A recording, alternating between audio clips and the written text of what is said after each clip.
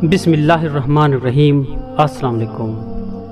حضرت سعید بن جبیر رضی اللہ تعالی عنہ جو کہ ایک تابعی بزرگ تھے، ایک دن منبر پر بیٹھے ہوئے یہ الفاظ ادا کیے کہ حجاج ایک ظالم شخص ہے۔ ادھر جب حجاج کو پتہ چلا کہ آپ میرے بارے میں ایسا گمان کرتے ہیں تو آپ کو دربار میں بلا لیا اور پوچھا کیا تم نے میرے بارے میں ایسی باتیں بولی ہیں؟ تو آپ نے فرمایا ہاں بالکل، تو ایک ظالم شخص ہے۔ یہ سن کر حجاج کا رنگ غصے سے سرخ ہو گیا اور آپ کے قتل کے احکامات جاری کر دیے۔ جب آپ کو قتل کے لیے دربار سے باہر لے کر جانے لگے تو آپ مسکرا دیے۔ حجاج کو ناگوار گزرا، اس نے پوچھا کیوں مسکراتے ہو؟ تو آپ نے جواب دیا تیری بے وقوفی پر اور جو اللہ تجھے ڈھیل دے رہا ہے اس پر مسکراتا ہوں۔ حجاج نے پھر حکم دیا کہ اسے میرے سامنے ذبح کر دو۔ جب خنجر گلے پر رکھا گیا تو آپ نے اپنا رخ قبلہ کی طرف کیا اور یہ جملہ فرمایا، اے اللہ میرے چہرہ تیری طرف ہے، تیری رضا پر راضی ہوں۔ یہ حجاج نہ موت کا مالک ہے نہ زندگی کا۔ جب حجاج نے یہ سنا تو بولا اس کا رخ قبلہ کی طرف سے پھیر دو۔ جب قبلے سے رخ پھیرا تو آپ نے فرمایا یا اللہ رخ جدھر بھی ہو تو ہر جگہ موجود ہے، مشرق مغرب ہر طرف تیری حکمرانی ہے۔ میری دعا ہے کہ میرا قتل اس کا آخری ظلم ہو، میرے بعد اسے کسی پر مسلط نہ فرمانا۔ جب آپ کی زبان سے یہ جملہ ادا ہوا اس کے ساتھ ہی آپ کو قتل کر دیا گیا اور اتنا خون نکلا کہ دربار تر ہو گیا۔ ایک سمجھدار بندہ بولا کتنا خون تب نکلتا ہے جب کوئی خوشی خوشی مسکراتا ہوا اللہ کی رضا پر راضی ہو جاتا ہے۔ حجاج بن یوسف کے نام سے سب واقف ہیں۔ حجاج کو عبد الملک نے مکہ، مدینہ، طائف اور یمن کا نائب مقرر کیا تھا اور اپنے بھائی بشر کی موت کے بعد اسے عراق بھیج دیا جہاں سے وہ کوفہ میں داخل ہوا۔ ان علاقوں میں 20 سال تک حجاج کا عمل دخل رہا۔ اس نے کوفہ میں بیٹھ کر زبردست فتوحات حاصل کی۔ اس کے دور میں مسلمان مجاہدین چین تک پہنچ گئے تھے۔ حجاج بن یوسف نے ہی قرآن پاک پر اعراب لگوائے۔ اللہ تعالیٰ نے اسے بڑی فصاحت و بلاغت اور شجاعت سے نوازا تھا۔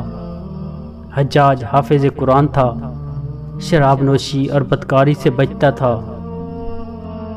وہ جہاد کا دھنی اور فتوحات کا حریص تھا، مگر اس کی تمام اچھائیوں پر اس کی ایک برائی نے پردہ ڈال دیا تھا، اور وہ برائی کیا تھی؟ ظلم۔ حجاج بہت ظالم تھا۔ اس نے اپنی زندگی میں ایک خونخوار درندے کا روپ دھار رکھا تھا۔ ایک طرف موسیٰ بن نصیر اور محمد بن قاسم کفار کی گردنیں اڑا رہے تھے اور دوسری طرف وہ خود اللہ کے بندوں، اولیاء اور علماء کے خون سے ہولی کھیل رہا تھا۔ حجاج نے 1,20,000 انسانوں کو قتل کیا۔ اس کے جیل خانوں میں ایک ایک دن میں 80,000 ہزار قیدی ایک وقت میں ہوتے، جن میں سے 30,000 عورتیں تھیں۔ اس نے جو آخری قتل کیا وہ عظیم تابعی اور زاہد و پارسا انسان حضرت سعید بن جبیر رضی اللہ تعالی عنہ کا قتل تھا۔ انہیں قتل کرنے کے بعد حجاج پر وحشت سوار ہو گئی تھی۔ وہ نفسیاتی مریض بن گیا۔ حجاج جب بھی سوتا حضرت سعید بن جبیر اس کے خواب میں آ کر اس کا دامن پکڑ کر کہتے، اے دشمن خدا، تو نے مجھے کیوں قتل کیا؟ میں نے تیرا کیا بگاڑا تھا؟ جواب میں حجاج کہتا کہ مجھے اور سعید کو کیا ہو گیا ہے؟ اس کے ساتھ حجاج کو وہ بیماری لگ گئی جسے زمہریری کہتے ہیں۔ اس میں سخت سردی کلیجے سے اٹھ کر سارے جسم پر چھا جاتی تھی۔ وہ کانپتا تھا، آگ سے بھری انگیٹھیاں اس کے پاس لائی جاتی تھی اور اس قدر قریب رکھ دی جاتی تھی کہ اس کی کھال جل جاتی، مگر اسے احساس نہیں ہوتا تھا۔ حکیموں کو دکھانے پر انہوں نے بتایا کہ پیٹ میں سرطان ہے۔ ایک طبیب نے گوشت کا ٹکڑا لیا اور اسے دھاگے کے ساتھ باندھ کر حجاج کے حلق میں اتار دیا۔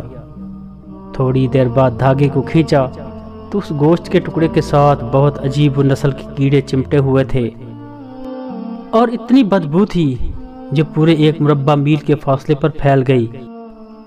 درباری اٹھ کر بھاگ گئے۔ حکیم بھی بھاگنے لگا۔ حجاج بولا تو کدھر جاتا ہے، علاج تو کر۔ حکیم بولا تیری بیماری زمینی نہیں آسمانی ہے، اللہ سے پناہ مانگ۔ حجاج جب مادی تدبیروں سے مایوس ہو گیا تو اس نے حضرت حسن بصری رحمۃ اللہ علیہ کو بلوایا اور ان سے دعا کی درخواست کی۔ وہ حجاج کی حالت دیکھ کر رو پڑے اور فرمانے لگے میں نے تجھے منع کیا تھا کہ نیک بندوں کے ساتھ چھیڑ چھاڑ نہ کرنا، ان پر ظلم نہ کرنا، مگر تو باز نہ آیا۔ آج حجاج عبرت کا سبب بنا ہوا تھا، وہ اندر باہر سے جل رہا تھا، وہ اندر سے ٹوٹ پھوٹ چکا تھا۔ حضرت سعید بن جبیر رضی اللہ تعالی عنہ کی وفات کے 40 دن بعد ہی حجاج کی بھی موت ہو گئی۔ جب دیکھا کہ بچنے کا امکان نہیں تو قریبی عزیزوں کو بلایا جو بڑی کڑاہٹ کے ساتھ حجاج کے پاس آئے۔ وہ بولا میں مر جاؤں تو جنازہ رات کو پڑھانا اور صبح ہو تو میری قبر کا نشان بھی مٹا دینا، کیونکہ لوگ مجھے مرنے کے بعد قبر میں بھی نہیں چھوڑیں گے۔ اگلے دن حجاج کا پیٹ پھٹ گیا اور اس کی موت واقع ہو گئی۔ اللہ ظلم کی رسی دراز ضرور کرتا ہے، لیکن جب ظلم سے حساب لیتا ہے تو فرشتے بھی خشیت الہی سے کانپتے ہیں، عرش ہل جاتا ہے۔ اللہ ظالموں کے ظلم سے ہم سب کو محفوظ رکھے، آمین۔